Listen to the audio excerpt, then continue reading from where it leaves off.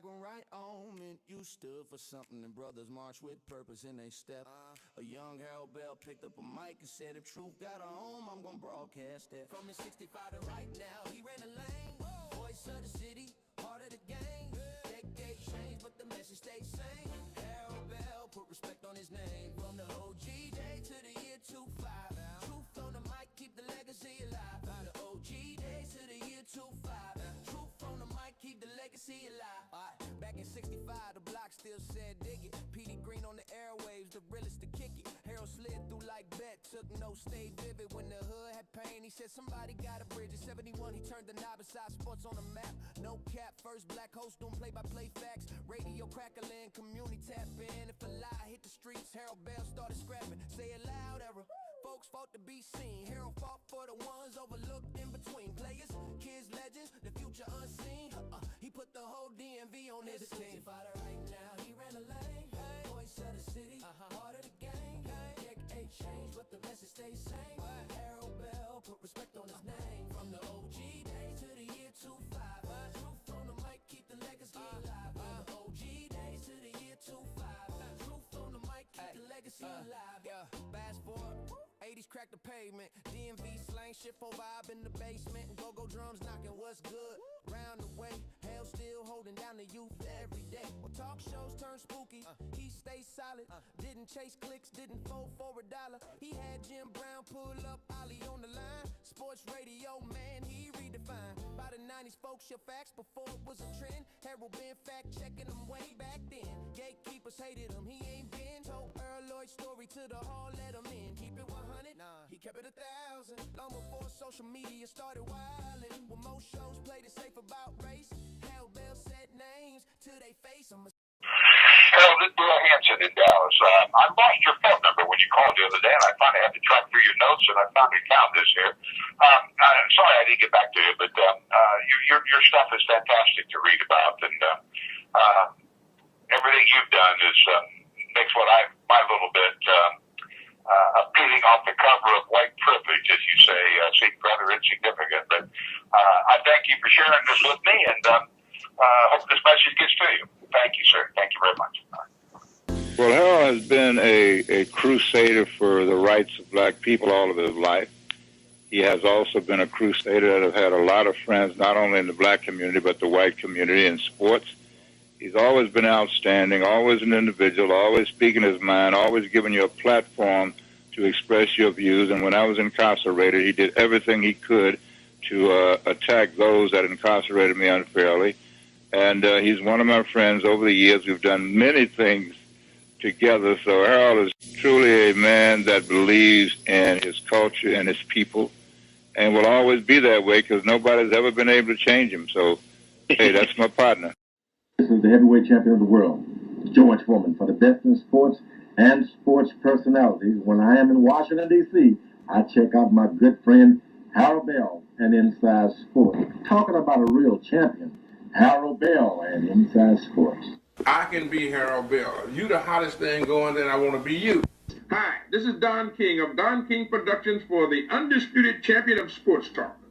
You must turn to my man Harold Bell and the original Inside Sports. For the best in sports and sports personalities, Inside Sports and Harold Bell are knockouts. Hey, this is Fernando, the heavyweight champion of the world. I got all of you to check out Inside Sports with my main man, Harold Bell. Inside Sports, it's a knockout. Hi, I'm Harold Bell, your host for the second chapter of the original Inside Sports, coming to you from the Inside Sports Legacy Network. My co-host was born here in the DMV. He is a media strategist, creator, CEO, and founder of Everything DMV Radio. He's one of the brightest young minds using sports, music, and storytelling to reach the next generation. He is a builder, a connector, and a man on a mission to make sure our history, our athletes, and our communities get the spotlight they deserve. Family, I would like you to welcome my co-host and executive producer, Shannon Roundtree, better known as DJ Big Bach. What's going on, Big Bach? Hey, what's happening, Harold Bell? How you doing, sir? I'm doing fine, man. We got a dynamite show today. I'll tell you that, boy. We got some history-making show to add information to enlighten our community, and our guest is right on top of that. He's right on the one. So absolutely. But Shannon, let's get the bad news and some good news out of the way first. Absolutely. Yeah, some of the bad news, man. All in the family. Actor, producer Bob Reiner, and him and his wife were found dead in their Hollywood home. Now, that connection to me, we're all in the family. Carol Connor and Gene Stapleton, the Jeffersons, Sherman Hensley and Isabel Sanford. And the creator for this series, man, this sitcom, was none other than Norman Lear.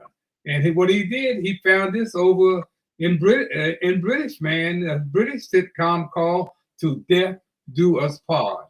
And that lady you see on the screen right now, that lady is my aunt Weezy, Isabel Sanford. Now the story there, my aunt Murray and Isabel were best friends and roommates in college. So now in 1972, when I found Inside Sports, Isabel was visiting my aunt Murray here in Washington, D.C., and we were having dinner at her home when Isabel asked me to carry her to the beverage store. The beverage store is the liquor store.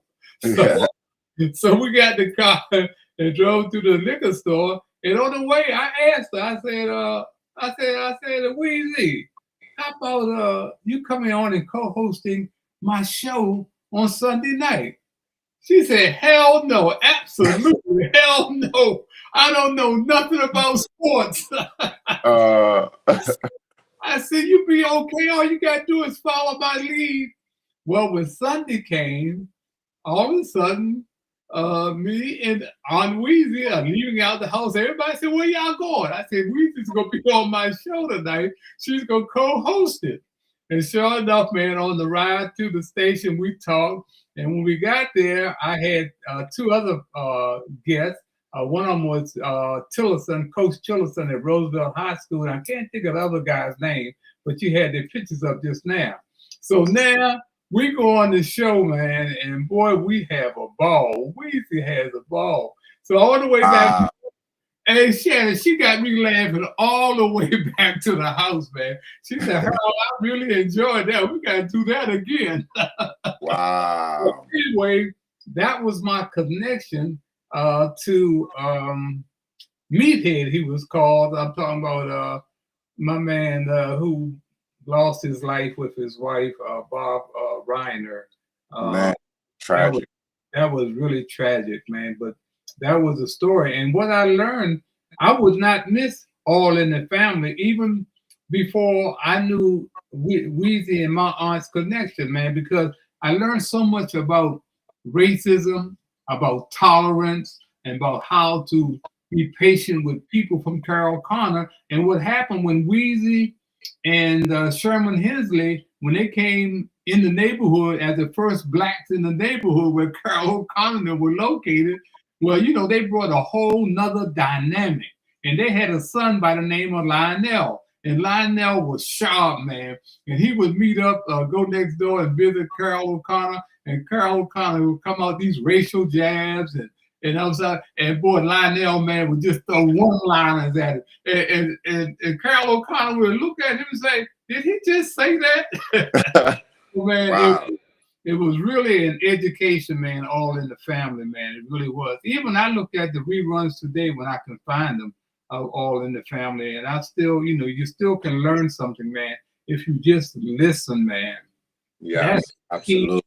To the whole thing, man. You just listen, and that is how Inside Sports changed the way we talk and report sports in America. And All in the Family was a sitcom like no other. It made a difference in our lives, man, and made a difference to who I am, where we are today.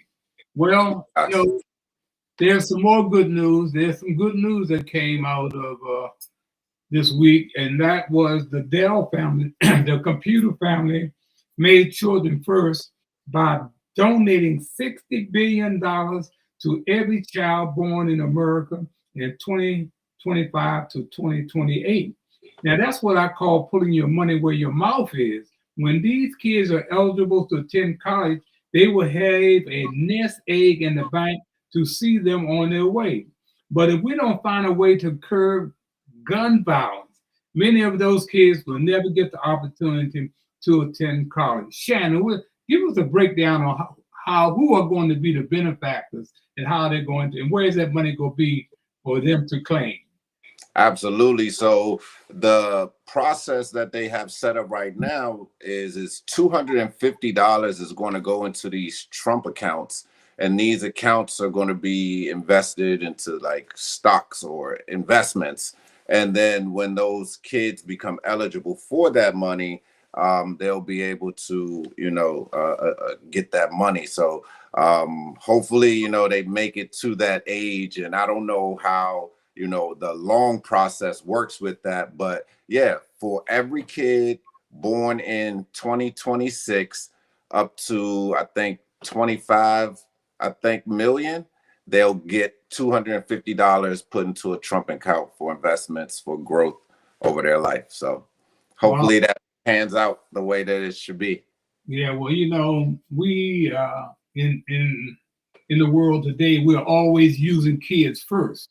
When we're running for office or when we're trying to get something, we say kids first. Then after we get there and accomplish these things, we forget all about the children. And that's been my pet peeve when it comes to adult leadership. We forget about our children. And me spending 50 plus years working with youth gangs and at-risk children here in the metropolitan area. Proven leaders, yeah.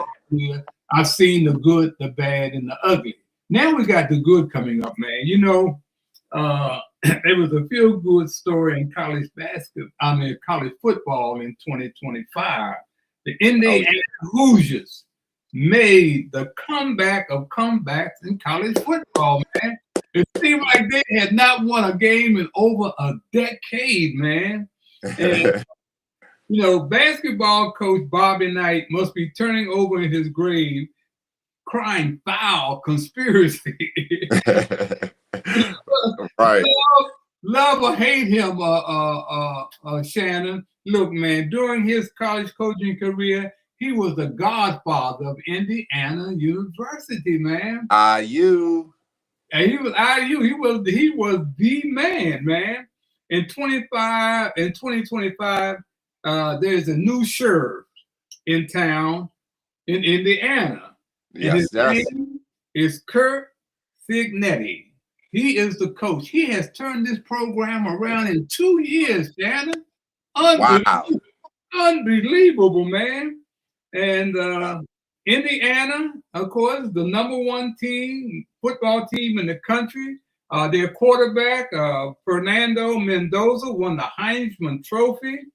The tribute that he paid his mom and grandparents was off the charts. I mean, I was mesmerized to hear a young man get up there, man, and say how much his mom and grandparents were behind him and helped him to get where he is, man.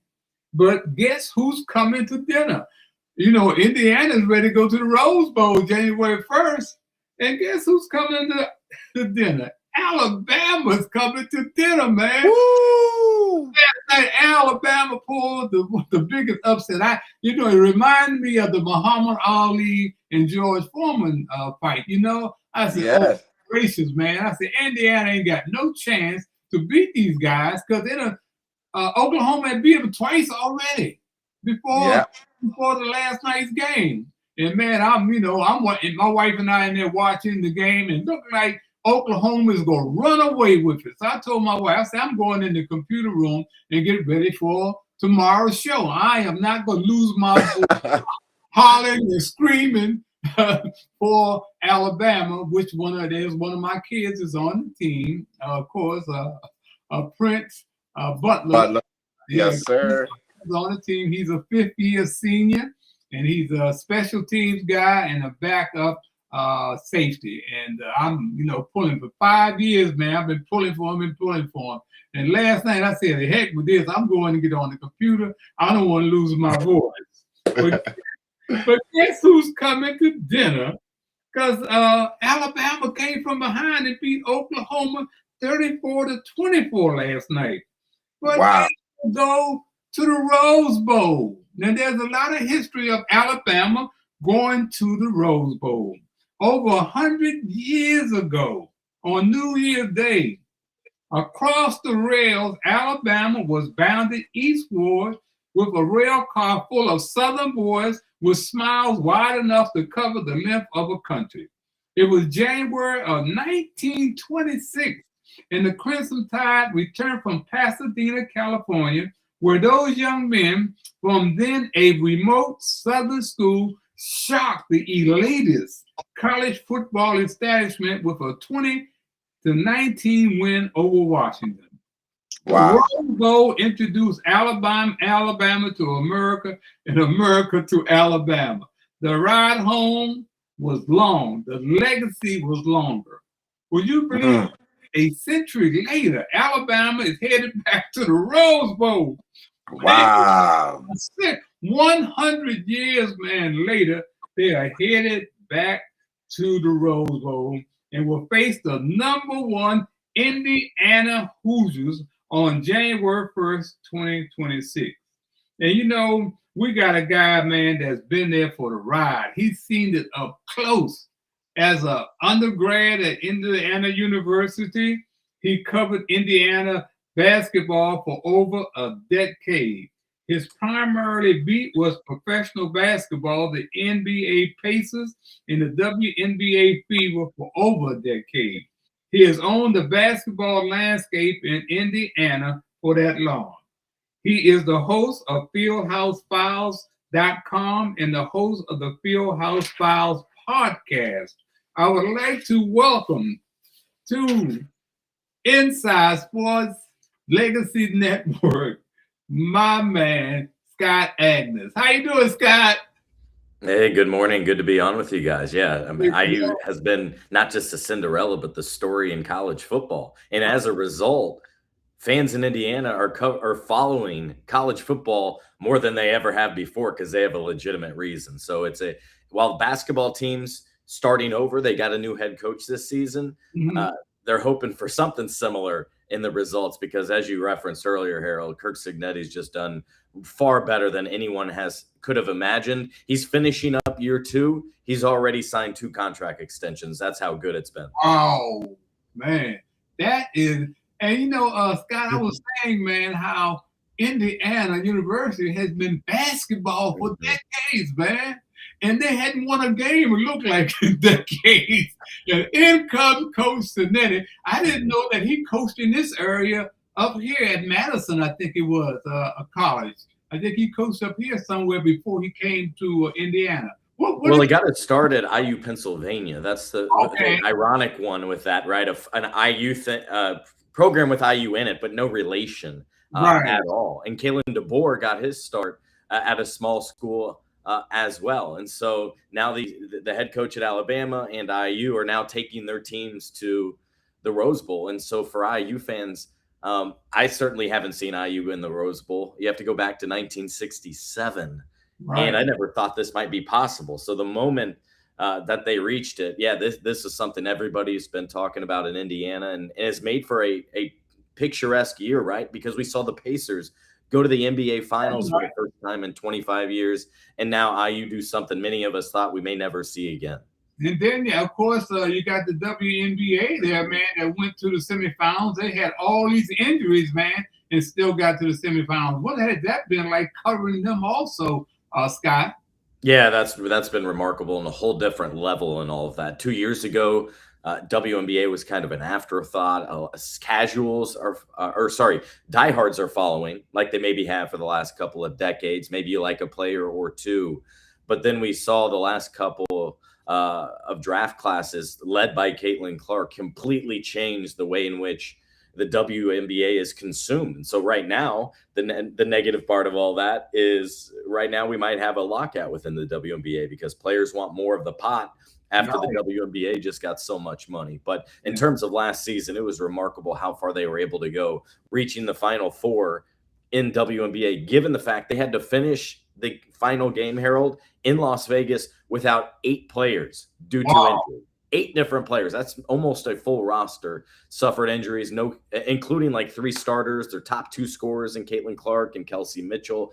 And they just figured it out. And so you're right. They're part of that big run that we've experienced in Indiana as well. Hey, Scott, while we're on basketball, let's talk about the Pacers, man. The Pacers are fantastic. But, man, they're without their superstar, Tyrese Halliburton and 4 other players, man. How are they going to get through this season after what they experienced last season, Scott? Yeah, it's really one thing after the next in terms of injuries. It's almost a carryover from my season covering the Fever because they would have 3 players out and then another player would join the fold, then another player. And going into tonight's game, they had another new player join the injury list with a fractured thumb, like just one thing after the next for this group. But certainly led by Tyrese Halliburton. We didn't expect for them to, get back to the finals or anything like that, given that he's already ruled out for the season. But what we did not expect was for them to have just 6 wins, for them to lose all these games and to have all these different players sidelined. And so anything that can go wrong really has for this Pacers season after what great joy they experienced over the last 6 months. Scott, let's get back to football. Did you see that game last night? Did you see? I saw the second half. Yeah, I'm down here covering the G League tournament, but yeah, it was a remarkable turnaround. Man, a remarkable turnaround. But what got me was the 100-year history of Alabama going to the Rose Bowl. 100 years. They haven't been there in 100 years. Now they show up against a tough opponent. It's going to be a game, but we know both of them are hungry for a title again, even though I think in Alabama has won 9 or 4. He's been there 9 times, but they won 4. This is, still will be a tough thing that they want to, and all of them want to come back with that trophy. And Indiana has a lot at stake.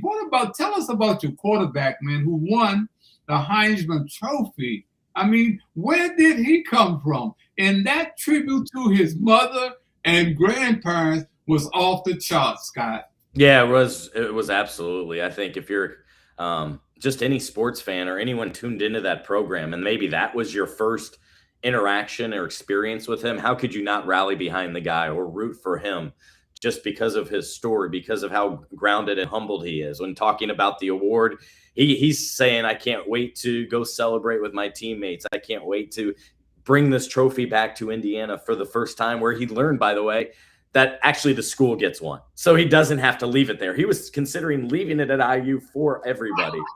And he's like, oh, never mind. I guess I don't have to. And more telling to me, Harold, was the fact that he had about a dozen teammates on their own fly out to New York City to be with him there that night, right? And what is the quarterback about?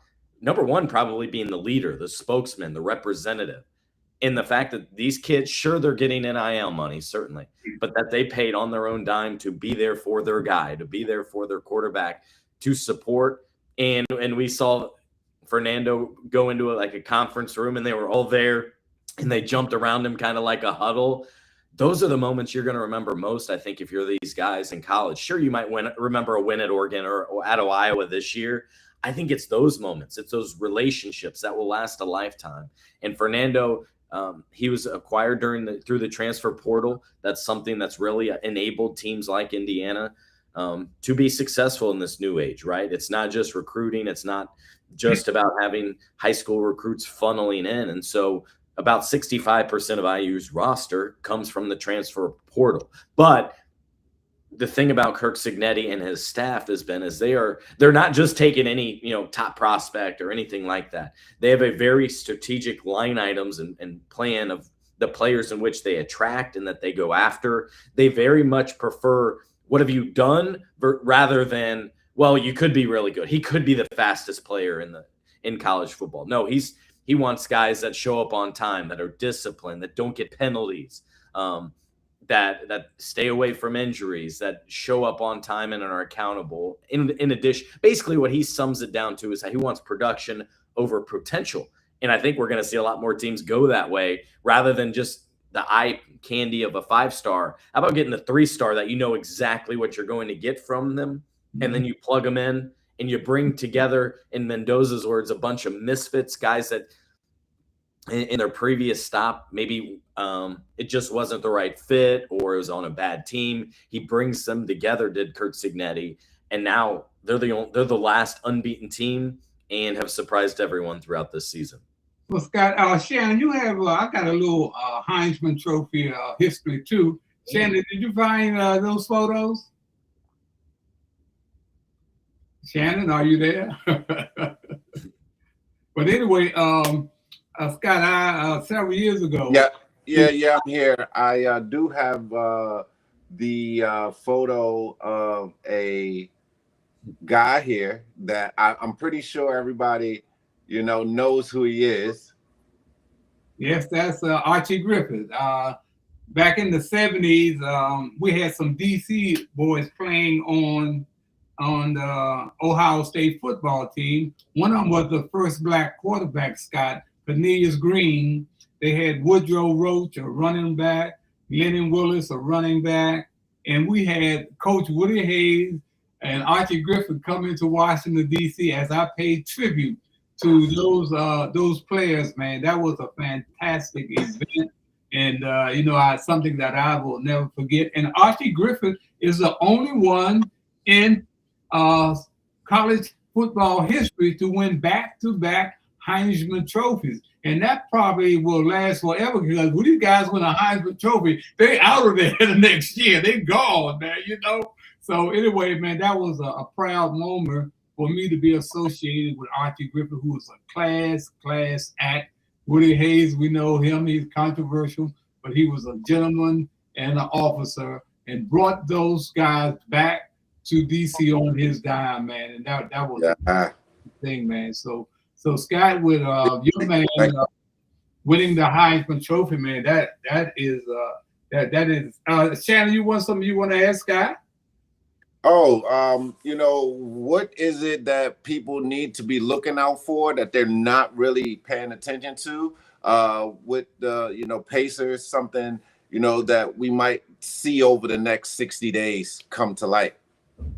Yeah, I think you'll have a clear vision here of what this season can be about for them. I said the Pacers really need to get through this month, and then you'll look forward and you'll be able to decide, hey, is there a chance they could sneak in the playoffs this year and could recover this season?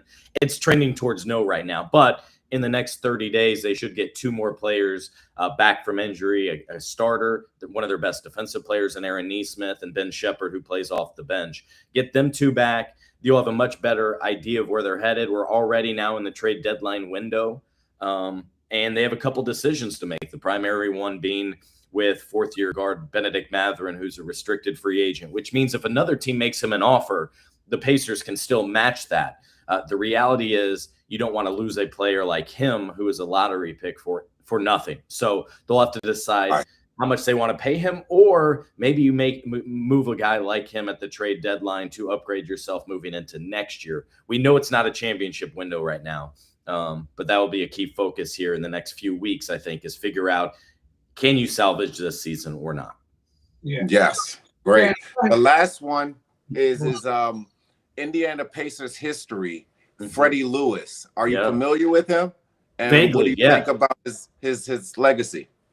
Yeah, he's a guy that I know a lot of the veterans, the ABA guys that play here with Indiana talk about how he's very underappreciated, how he's one of the last individuals that hasn't quite gotten his due. In particular, I think about there's about 5 player banners that hang and have been retired in the rafters. The Pacers are a franchise that don't just do everybody. They don't just do, any all-star, anything like that. But he's one of those that should get serious consideration. It's probably past the window now to do that. But even a guy like Jermaine O'Neal in the current day, who was second in MVP voting, I want to say in like 2004, was with the franchise for like 7 years and played his best basketball here. He's not even up there. But to your point with Freddie, I obviously never saw him. I've just been able to hear the stories primarily of the late Slick Leonard, who is beloved in Indiana, and Freddie played for him. And just the impact and the playing style that he had was so impactful for some of the best Pacer teams in franchise history. Shannon, I'm glad that you went back to basketball, because there's one thing I want to ask, Scott, and I want you to pull that picture up of this young lady that I'm talking about. What it is about Caitlin Clark? Why is all these women hating on Caitlin Clark? And one of those women came through me, Monica McNutt, that you see right there sitting next to me. I cannot understand that, but I can also understand it. All she wants to do is be controversial, because nobody should be picking on Caitlin Clark, who I consider the Michael Jordan of the WNBA, and she's the meal ticket, Scott. Mm-hmm. Why are these women, black and white, hating on this lady? I know I can't see everything because I'm not there, but I know you have some insight of what the problem might be, Scott. Yeah, it's quite baffling. At one level, it became a situation where she was getting all the attention, and she was, if national or local media are coming to the games, they're wanting to talk about her, and maybe they feel left out. And I think some of the veteran players felt like, hey, we've been here 10 years. What about us? Well, that's missing the wrong idea. Mm-hmm. The idea is, who cares that they weren't here 10 years ago and guess what? They're here today, and they're here because of her. And so it's very much like you might show up to a movie to see a star actor. You might show up to an IU football game to see Mendoza, and then you learn about the star defensive player, or you learn about the teammate, whatever. I'll take it a step further. I think it's more like Tiger Woods, how Caitlin completely changed the sport, how there's just been no one like her, how she's asked an opinion on everything, whether it's sports or not. And the thing that I don't get, Harold, is she hasn't said anything controversial. In fact, she is, in our market, very much like Peyton Manning, so professional, so clean cut, so diplomatic and appropriate in everything she says, that she never even toes the line whatsoever. And so I think she brought in the best thing she did was her Iowa fans and college basketball fans followed her to the WNBA. And we've seen a lot more of that continue on here. But she came from a school where it wasn't Connecticut. It wasn't, maybe University of Tennessee, which was so good, especially say 20 years ago. She came from Iowa, middle of the country, Midwestern. So you got a lot of Midwestern fans that follow her. But yeah, I think there's been some jealousy in the attention. There's been some people that are like, what do you mean she was fourth in voting already for MVP? She's got to earn it. It's like, we're not saying that about LeBron James, or any of those guys as well. And so it's a whole new territory that I think this league that was very much is still in its infancy, entering year 30 coming up, is still trying to figure out. But I think it'd be so important for them to all embrace and celebrate each other and not take it out on each other and realize, hey, you're all in this together. Right now, they're fighting for a collective bargaining agreement to try to make not just the league work, but for them to get more money. And the reality is they got chartered flights 2 years ago, Caitlin's first year, because it was just baffling when the Fever, for a preseason game to Dallas, they arrived and there were cameras like it was paparazzi in the luggage. Like the Beatles. Yeah. It was like it was basically like it was a zoo and all these cameras were following. It's like, we can't have that, both for her and the rest of the league. So they got chartered flights years before they were expected. And this salary cap that they're negotiating right now is much higher because of the interest level that Caitlin and her fans and Fever fans now have brought in. I mean, I think, the top 25 most viewed games last year, I bet 20 of them at least were Fever games. And that's because of Caitlin solely.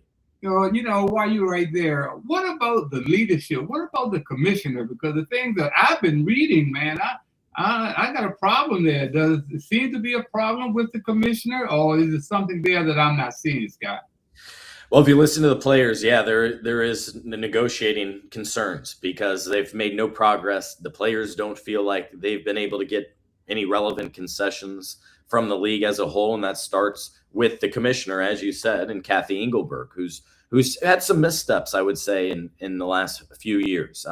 She too is one that I point blank asked her after she laid out all these statistics about Caitlin. I just wanted a general thought on what Caitlin specifically has brought to the league.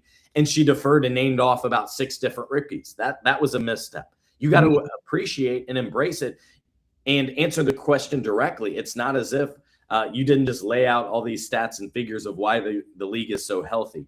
And then the other thing is the one that stands out to me, Harold, is this past July in Indianapolis when the WNBA All-Star Game was held. We were talking about injuries. And, there's no real downturn in injuries whatsoever, she said, based on their data. Well, at that time, if I remember correctly, 9 out of the 12 teams in the league, or 13 teams, were without their best player. To me, that's an injury concern if I'm the commissioner. But it goes much more than that. And it seems to be, if you talking with Fever players specifically, they don't seem to have a relationship with her. It feels like there is a clear disconnect between the two sides. Whereas in this instance, Adam Silver does a great job of making himself available as going into locker rooms and listening to the concerns of the NBA players.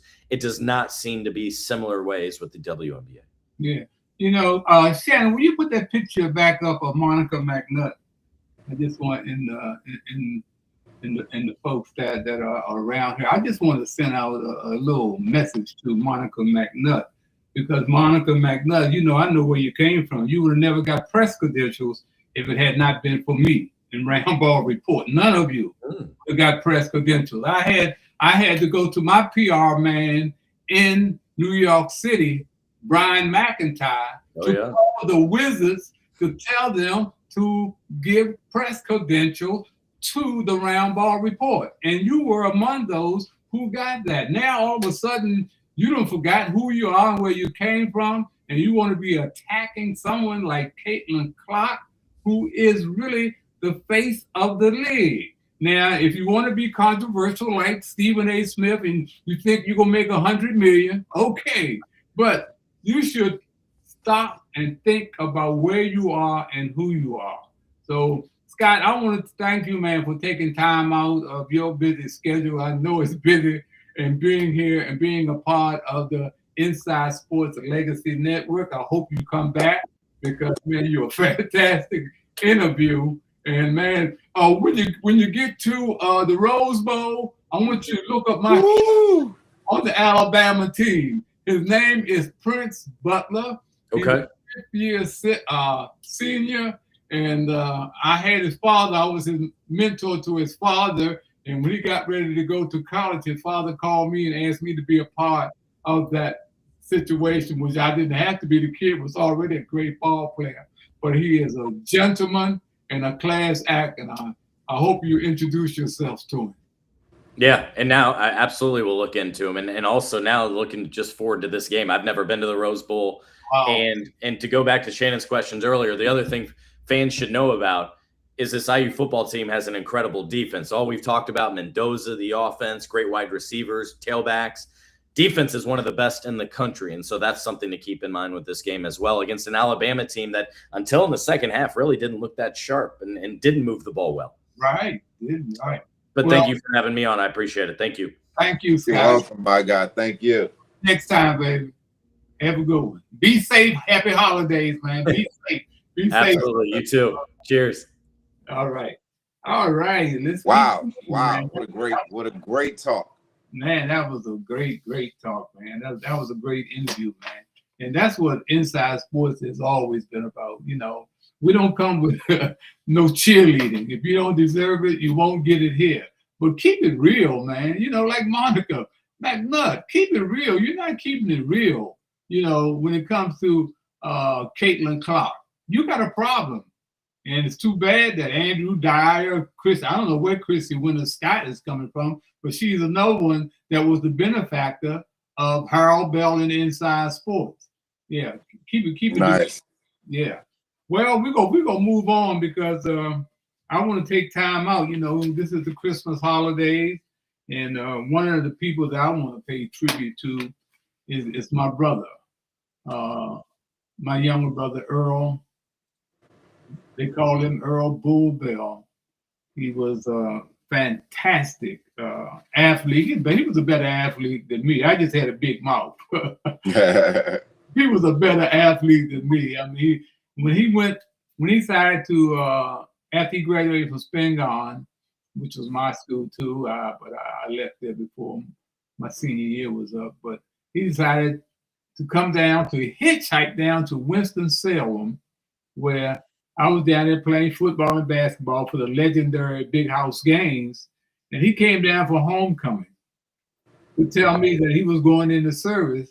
Well, our mom at that time was in a mental hospital and had another younger brother that we were trying to keep in the fold. I had an older brother who was a U.S. Marshal, but Earl decided to go into the service, and he went into the U.S. Army and became a staff sergeant for the MPs, became the heavyweight boxing champion in Germany, table tennis champion. But he ran into what we all run into, and we all don't like to make an excuse. They always say we're playing the race card, but we did not invent the race card, people.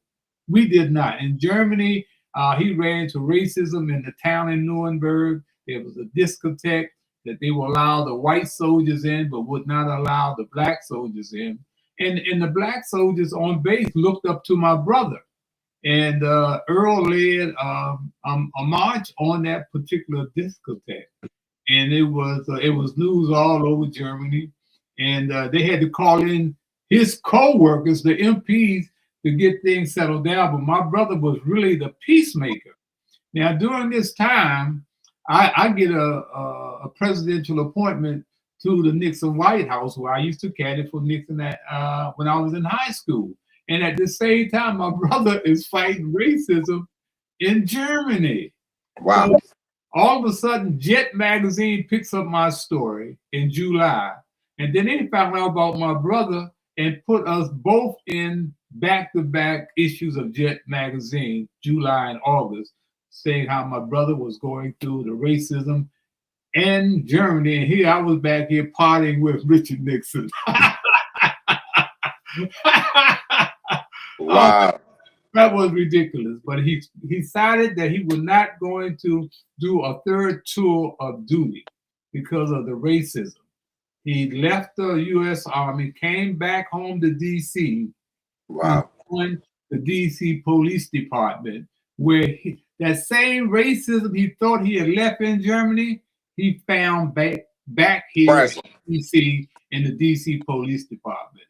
And of course, he stood up to be a man. When it came to the code of silence, the thin blue line, he wasn't playing that game. He was not playing that game.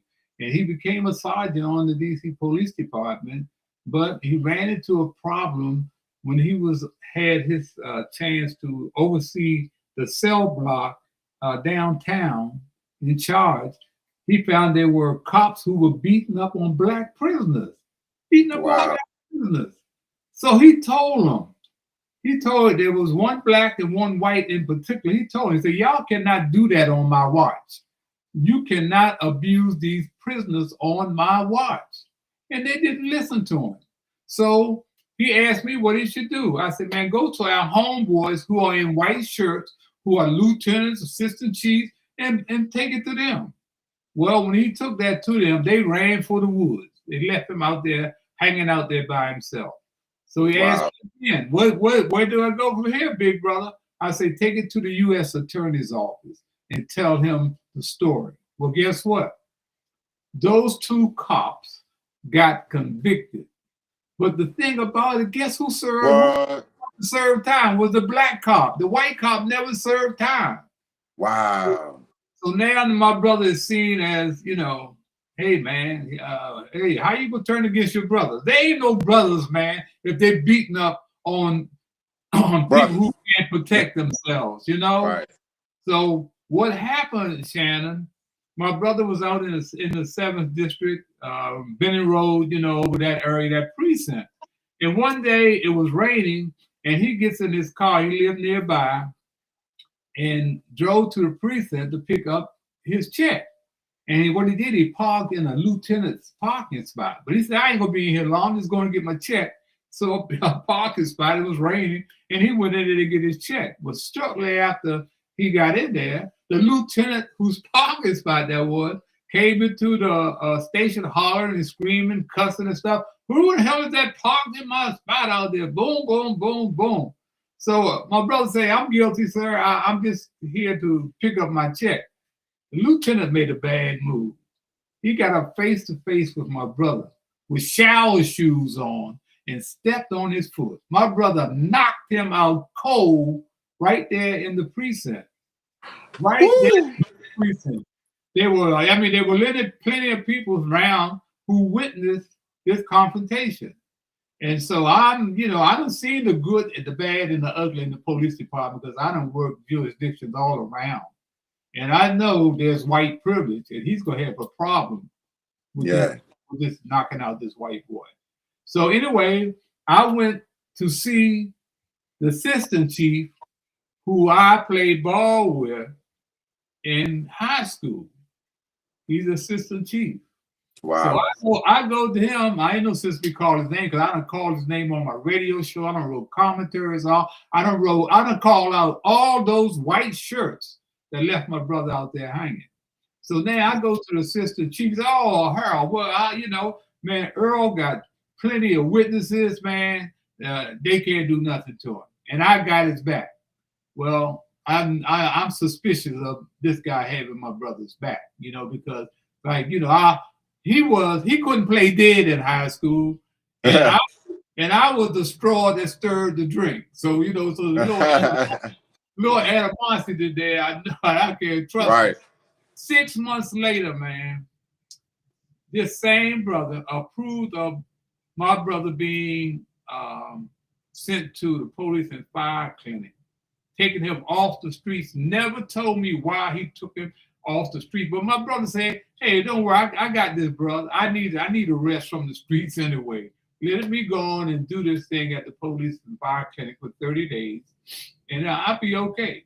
Well, that next morning, he's driving to the police and fire clinic on Southern Avenue to his new assignment. Southern Avenue crosses Suitland Parkway. The bridge had turned to ice, and he didn't know it. And his car flew into a 16-wheeler. Oh, man. The 16-wheeler won, Shannon. My nephew called me and said, Uncle Harold, you need to get over to the hospital. Daddy's just been in an automobile accident.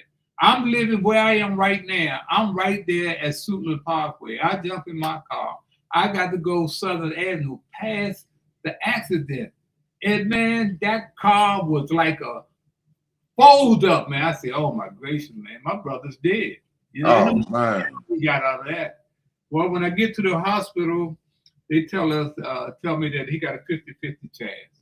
And he was such great shape. He swam every day. He ran 3 miles. That's what saved his life. But he was paralyzed for life. Now, all these cops filled the hospital, white cops, black cops. They didn't like my brother, but they respected him. Even that guy that I told you, the assistant chief, there he was. He was there. The chief was there. But, you got to be about your word, man. You got to stand up at all times, not just some of the times, man. So my brother died in a nursing home. So his birthday is on Christmas Day, man. Yeah. I think about that. Yeah. We thank him for his service, man. And we thank him for his why today, Shannon, I still stand up to be a man. I am who I say I am. You can't just tell me anything or do anything. And I just want to send a tribute to my brother, Earl K. Bell, better known as Bull Bell, and say thank you for your service, man. And thank you for being a real man. Because we don't have them like that today, man. They don't make them like you anymore, my brother. They don't make him like you anymore. Shannon, this has been, a fantastic show, man. And it's Christmas time. And I did 45 straight years of Christmas toy party for needy children. Never got a loan or a grant for any of those parties. I paid for them myself or some of my friends. That is right.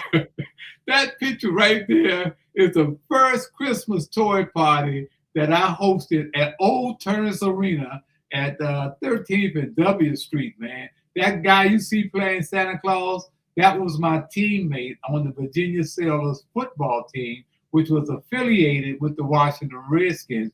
George Kelly was his name. He was the line. And from there, Harold McClinton played Santa Claus for me. That's Harold McClinton. Doug Williams played Santa Claus for me. And Roy Jefferson. Oh, man. Harold McClinton, Ted Baxter, and Larry Brown, man. They were Santa's helpers along with so many other people. That's one of my Christmas parties. That's Thurston McLean.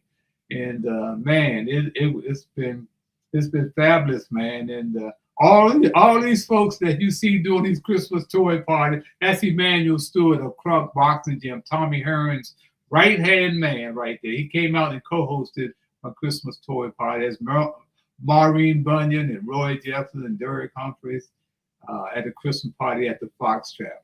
That's Roy Jefferson, Casey Jones, Sam Jones, and Al Alls of the Golden State Warriors at a Christmas toy party that are gathered, man. That's Glenn Harris of WHUR. That's at the Foxtrot again. So, man, I've had plenty of help. That's Robin Sugar Williams and my man, the clown, Fonzie the Clown. That's what, and the Santa Claus, I don't know who would play Santa Claus at that time. And that lady is a councilwoman. That's Doug Williams. That's Doug Williams at WST Radio playing Santa Claus. Back in the background is Chris Thomas. He's blacked out. Jim Bad News Barnes standing right behind Doug Williams, man. So, hey, man, it's been something else. I have to give credit to my wife, Hattie. We just celebrated our 57th wedding anniversary on November 3rd. Could not have made it without her, man. And John Turk, man, Harry Horton, Andre Jordan, Andrew Johnson, some of the guys who were there with me along the way, man. So it has been a hell of a ride, and it's not over. Here I am. Found another Santa Claus in Shannon. Come on, man, let's do this thing. Let's do this thing all over again.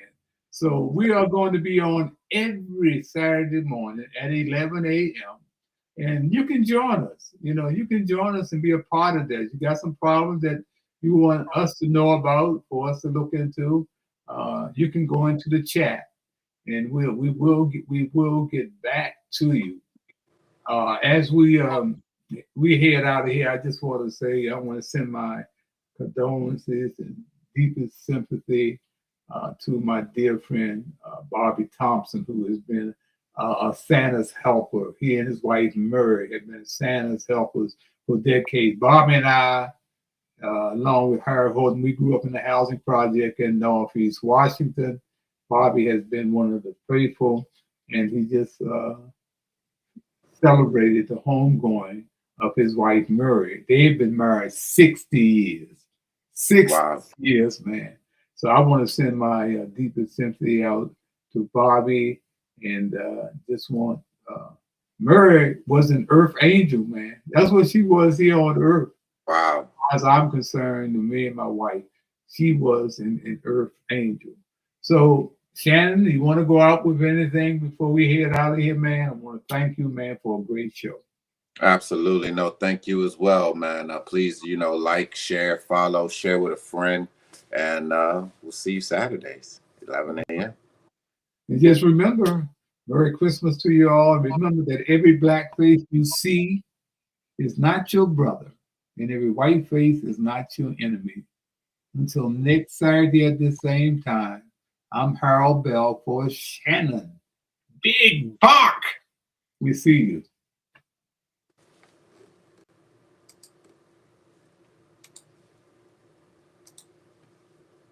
But the message stays same. Hair will respect on his name from the OG.